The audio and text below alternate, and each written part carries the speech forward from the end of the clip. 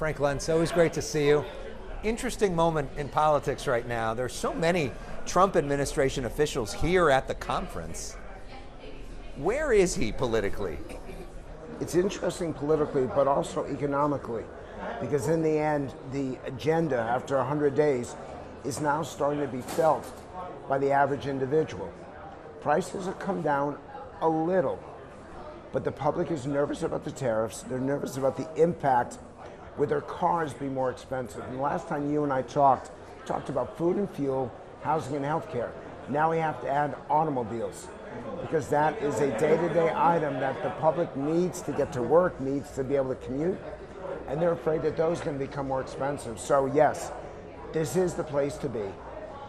Trump is at the center of so much, but not just politics, economics. And the two really go hand in hand, right? I mean, it's the economy, stupid. How important is the economic reality of the country to President Trump's political success? He rises and falls based on affordability.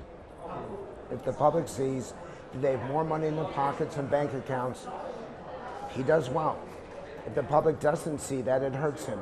But he's got the strongest, most intense group of people I have ever seen in my studying politics over the last almost 50 years now.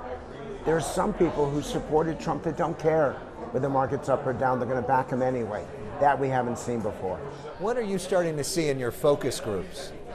I see the intensity of Trump's support, regardless of what he says and what he does. They're going to be behind him. I see the intensity of opposition, that they're going to oppose him even if he cures cancer, as he says. I'm looking at that 20% that's right in the middle. Those people who voted for Trump, not because they like him, but they didn't like the opponent. They didn't like what the Democratic Party had become. And they're willing to give Trump the chance to do the job, but they're not that happy about what's the first 100 days have shown. What do you make of the Democratic opposition, or lack thereof? What opposition? I think it's pathetic. I can give you all the reasons why Trump could be doing better right now. I can give you this many reasons why the Democrats aren't even relevant right now. It's not enough to be an opponent. It's not enough to be resistance. Give me an agenda. Give me an alternative. And they haven't done that yet. And you think, after this much time of being prepared for Trump point two, you'd think that they'd have an idea. But they don't.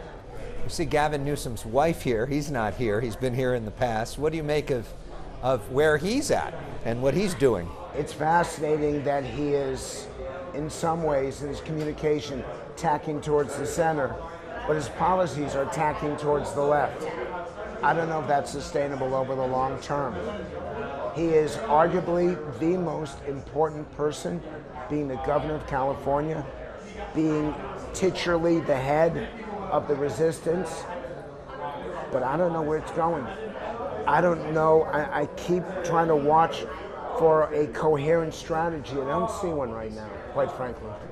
And in terms of the tariffs broadly, is that the most important thing for President Trump in terms of the politics of it?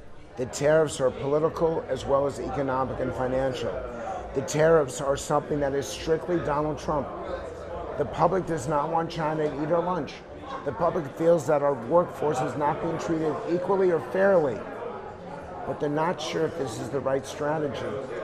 So it's all up in the air right now. Everyone's talking about it. Everyone's debating about it. Let's see what happens. Anything else you want to add? Yes. What I like about the Milken Conference is that all the debate happens with respect and civility. What I don't like about the debate that's happening out there is the anger and acrimony. I hope that we will continue to discuss these issues, but to do so in a mode that listens as much as we speak and seeks to understand as much as we seek to convince. There's a lot we can learn about from this conference that could be applied. That's why I come every year. Yeah.